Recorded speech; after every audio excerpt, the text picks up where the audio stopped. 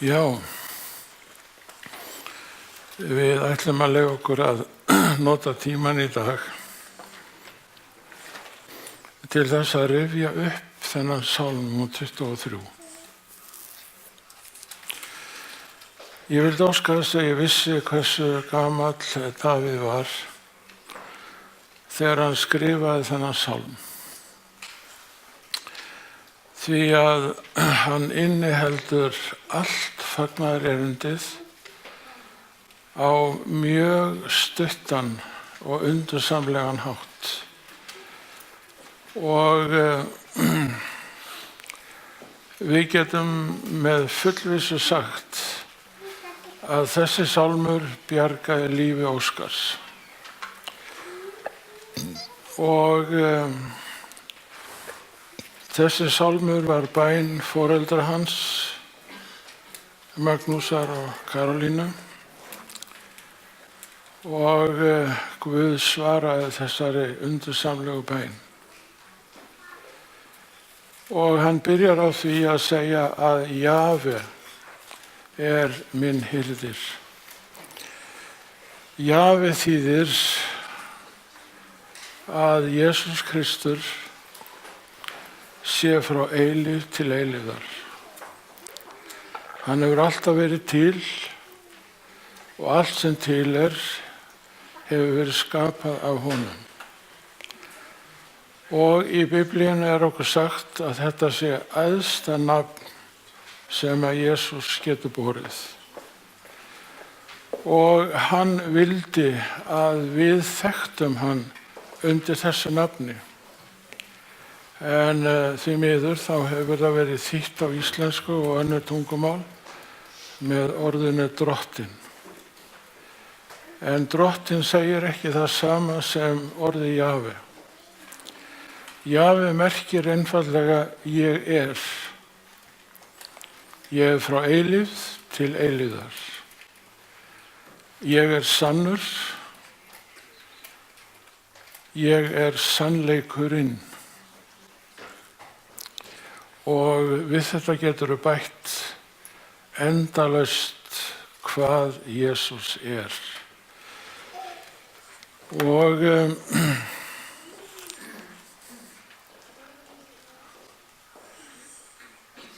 ég að ímynda mér að Davíð hafi kannski verið ungur þegar að hann samdi þennan sálm. Ég veit það ekki. En sálmurinn gríðarlega fallegur og djúpur. Davíð var ekki bara skáld, hann var líka tónlistarmaður og ég vildi óska þess að eitthvað af lögunum hans væru til enn þann dag í dag. Sérstaklega gæti ég hugsað mér að lagið við þennan sálm væri til. Hann var hjarðsveinn, hann var smali og það var auðvirðilegasta vinna sem hægt var að fá.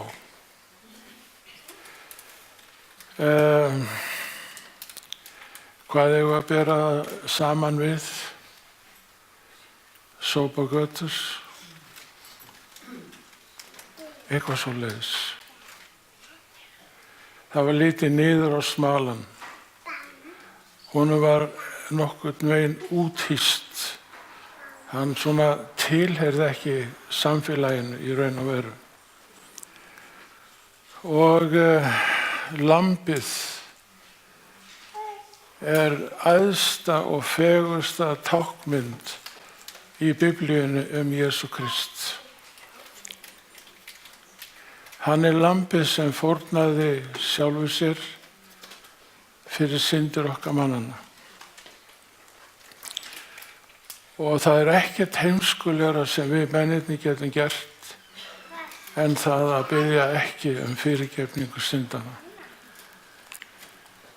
Það að biðja ekki fyrirgefningu syndanna það sama sem að réttlæta það ranga sem ég geri. Og það það versta sem Guð getur hugsað sér. En Guð fyrirgefur allar syndir, hverjar svo sem þær eru. Já, Davíð var hirðir og ég leyfði mér að reyna að setja hérna inn íslenska kind. Ég veit að þær líta ekki þannig út í Palestínu, en íslenska kindin, hún er mjög falleg, mjög fríð og eitt af því alfegusta sem ég get hugsað mér er nýfætt lamb. Og ég hlakkaði alltaf til þess þegar að sauðburðurinn byrjaði á Hlíðarskóla að geta skroppið niður eftir til Tomma og fengið að sjá nýfætt lamb. Þau voru svo saklaus og svo fríð og falleg, þannig að ég er ekki hissa þó að Jesús hafi notað þetta sem táknmynd sjálfan sig. Og Davíð, hann var heldur ekki hræddur við ljónið. Hann fór á móti því með slöngunni og ljónið kom sér í burtu.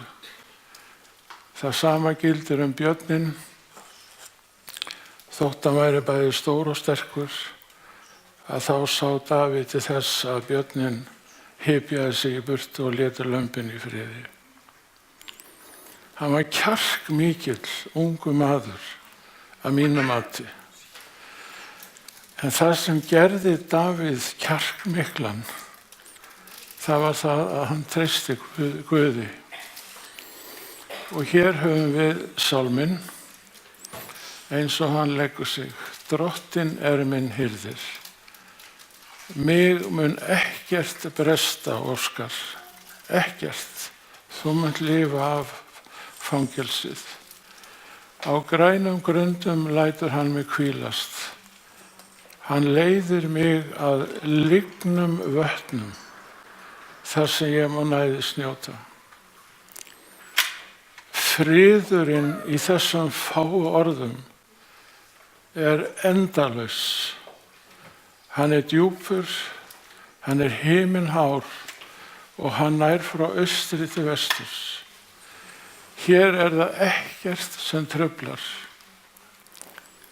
Já, hann endurskapar sál mína og það sem ég hef leyft mér að gera er að setja upp sálminn sem hliðstæður, því að þannig er hann skrifaður. Hann endurskapar sál mína, passar við orðin, þú smyrð höfuð mitt með olíu. Hann leiði mig veg réttlætisins fyrir sakir nafnsins og það passar við orðin, þú býð með borð frammi fyrir fjendum mínum. Og svo kemur hápunktur ljóðsins sem Óskar er sammála.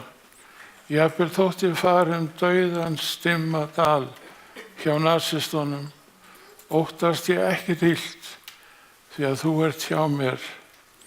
Veldissproti þinn og hirðisstafur þinn hugga mig og munu koma mér heim aftur til mömmu og pabba.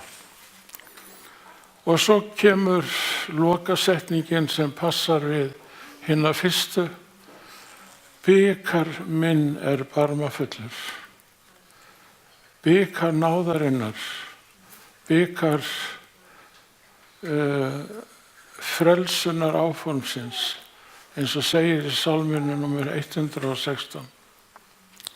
Hann er barmafullur og þó svo ég drekki af þessum bikar og tegi á honum, þá fyllist hann jafnóðum með fyrirgefning og náð. Já, gæfa og náð fylgja mér alla ævidaga mína og í húsi Drottins mun ég fá að búa alla eilífð. Þetta, vinir, varð reynsla Óskars, pabba hans og mömmu. Pabbi hans var fjörgamall maður, yfir 90 ára gamall. Og hann var þannig lasinn að hann hélt sig við rúmið seinustu árin. Hann baðaði sig alltaf á ákveðnum dögum, en svo var það dag einn að hann vildi baða sig einum degi á undan, því sem hann var vanur. Og kallar á dóttur sína og hún hjálpar honum. Og hann fer í hrein náttföt og undirbýr sig eins og hann var vanur. Og svo kallar hann á konuna sína og þakkar henni fyrir árin mörgu, fyrir ást hennar og fyrir umhyggju hennar og nærveru hennar.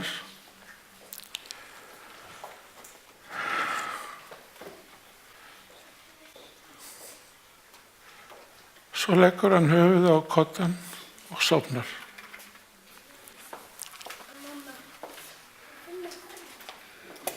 Og áður en hann dó, þá sagði hann við fjölskyldu sína: ég er að fara heim.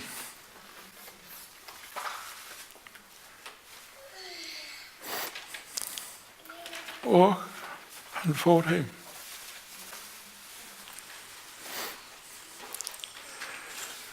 Já, þessi þýðing er ekki alveg nákvæmlega eins og svo sem er í þinni Biblíu. En þetta er það sem að hebreski textin segir við okkur. Þú endurskapar sál mína. Og hver er sál þín? Það er hugur þinn. Það er vitund þín. Það er andi þinn. Og með huga þínum hugsarðu og býrð yfir tilfinningum sem þú tjáir í orðum og athöfnum. Og það sem Guð vill gera fyrir okkur mennina, það er að gera okkur eins og Adam var þegar hann kom frá hendi skaparans. Svo heitt elskaði hann Evu sína að hann var tilbúinn að ganga í dauðan með henni. En við komu syndarinnar fór hann að ásaka hana og rífast við hana og kenna henni allt hið illa.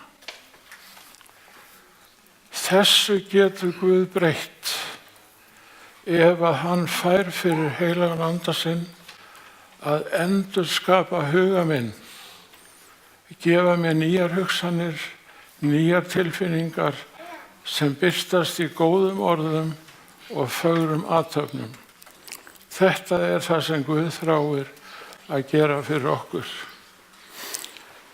Og hann gerir það með því að smyrja höfuð okkar með olíu heilagsanda. Ég get ekki breytt stein hjarta mínu,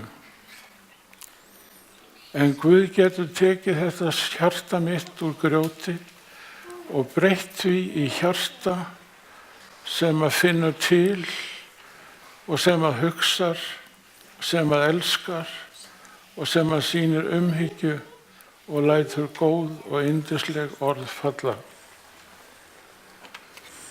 Þetta er svo endursköpun sem að Guð vill veita okkur.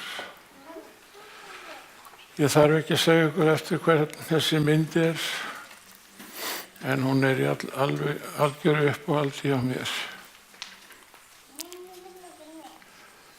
Og þá ætlum við að taka næstu setningu. Hann leiði mig veg réttlætisins fyrir saki nafnsins. Það passar við setninguna: þú býrð með borð frammi fyrir fjendum mínum. Þú leiði mig veg réttlætisins. Ég hef oft sagt það hér áður frá þessum ræðustóli að þetta er ekki réttlæti boðarinnar 10. Því að réttlæti boðarinnar 10 taka mig af lífi. En Davíð notar þessi orð aftur og aftur í Sálmunum 71, 31 146. Og þetta stóra versi hjá Páli í Rómarbréfinu 1. kafla og 17. versi. Og þetta réttlæti fyrirgefning Jesú Krists sem gerir þig réttlátan. Það ekki til neitt undir himninum sem menn kunna nefna til fyrirgefninga syndana en réttlæti Jesú Krists. Þegar hann gaf líf sitt á krossi, þá greiddi hann skuld okkar að fullu, auga fyrir auga og tönn fyrir tönn.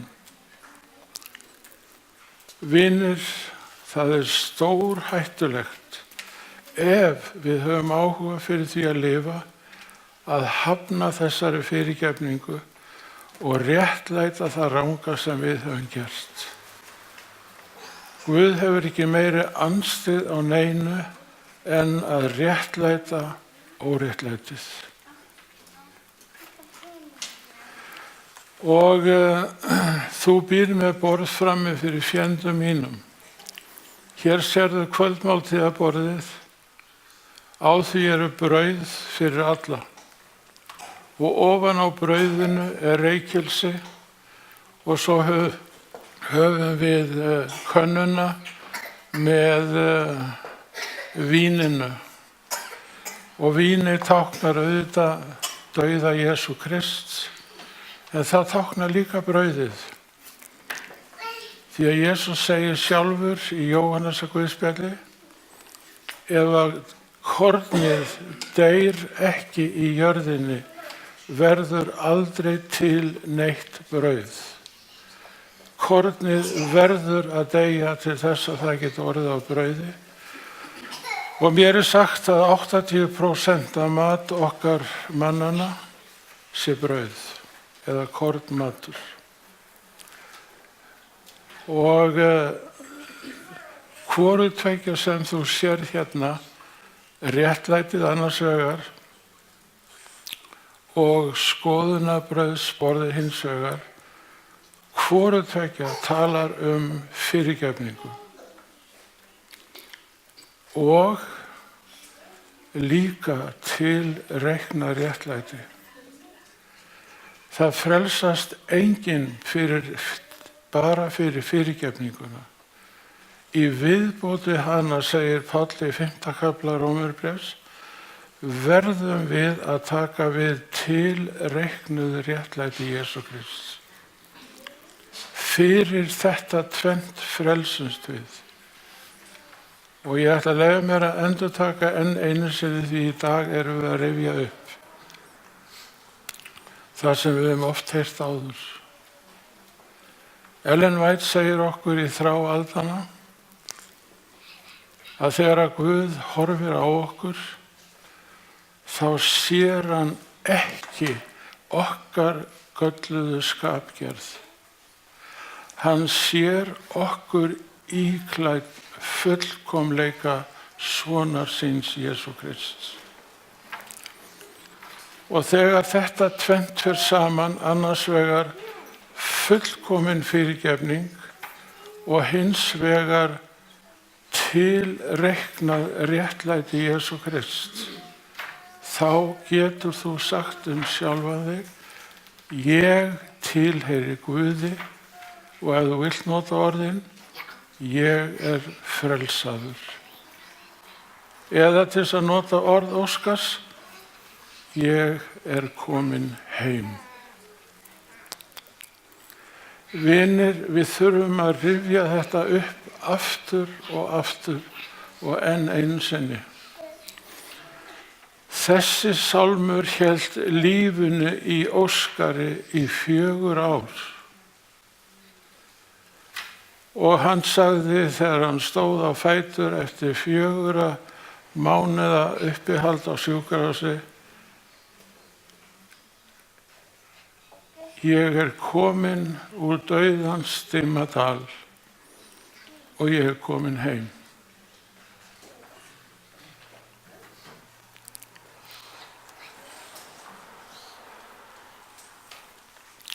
Já, það hápunktur sálmsins.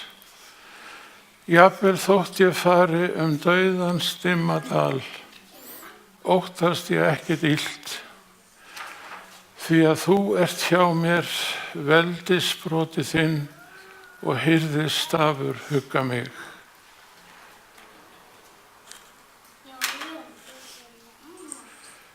Já, hinn versti dauðans dimmi dalur, það gröfin. Gröfin sem ekkert okkar þráir eða langar til að hvílast í. Og vegna upprisi Jesú Krists frá dauðum, vegna þess að hann á veldissprota og hirðisstaf sem getur skipað þér að hverfa úr gröfinni til eilífs lífs. Þess vegna getum við fagnað og sagt, jafnvel þó ég fari grafarinnar dimma dal, þá óttast ég jafnvel ekki hann, því að veldisbrotið þinn sterkari en dauðinn og hirðisstafur þinn vefur mig eilífðinni.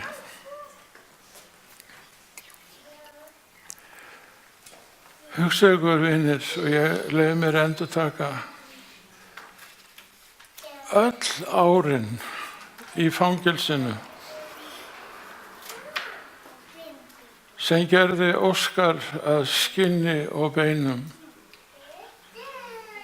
hugleiddi hann þessi orð og þau voru honum til uppörvunar og gerði það verkum að hann lifði af þótt hann væri í raun og veru dauður. Ef eðlileg þyngd þín er sirka 80 til 90 kíló af því að þú ert 180-90 cm hár, þá getur ímyndaðir hversu lítið var eftir á Óskari þegar hann er 38 kíló. Og hann áleit sig í raun og veru dauðan þegar hann heyrði rödd læknanna segja, lifðu Normaður, lifðu. Og hann lifði. Og þetta er það sem að Jesús mun segja við hinn síðasta lúður, lifðu. Þegar hann skipar gröfinni að skila aftur líkamannum og hið dauðlega er dáið og hið eilífa er tekið við. Ég held, vinir, að við gerum okkur ofta ekki grein fyrir hvílíkur fögnuður það er að fá að lifa að eilífu.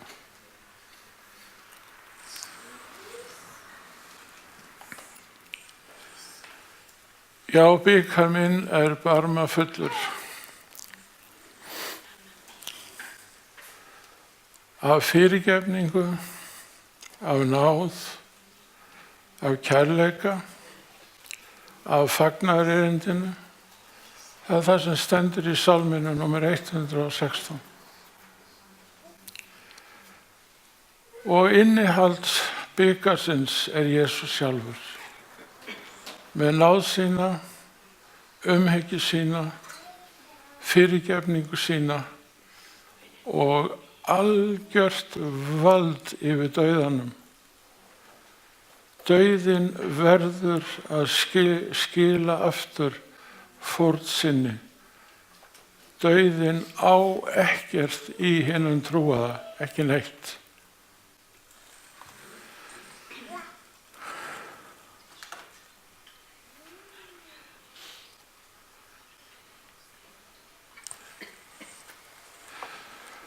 Trúir þú þessum orðum sem þú sér núna á skjánum?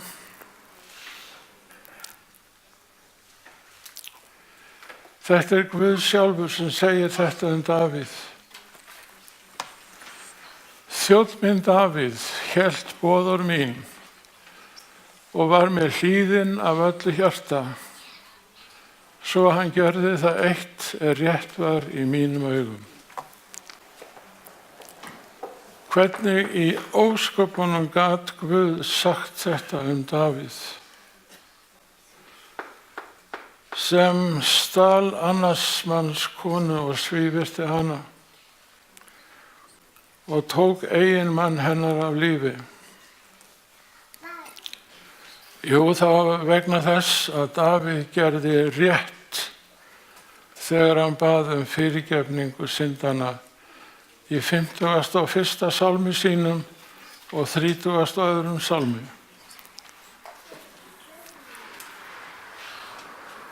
Og hér getur þú séð og þreifað á almætti fyrirgefningarinnar. Davíð, þú rændir annars manns konu, en fyrirgefning mín er sterkari en synd þín. Þú tókst mann hennar af lífi, en fyrirgefning mín er sterkari en morðið sem þú framdir. Þess vegna gat Guð sagt þetta sem stendur þarna Davíð. Þjónn minn Davíð hélt boðorð mín, boðorð fagnaðar erindisins, sem er beiðni fyrirgefningu syndanna. Og hann var mér hlýðinn af öllu hjarta, því að hann réttlætti aldrei hið ranga sem hann gerði. Hann bað fyrirgefningu. Þannig gjörði hann það eitt rétt var í mínum augum. Guð gef okkur náð til þess að geta beðið fyrirgefningu syndanna, beðið tilrekna réttlæti, beðið náð og hjálp í Jesú nafni. Amen.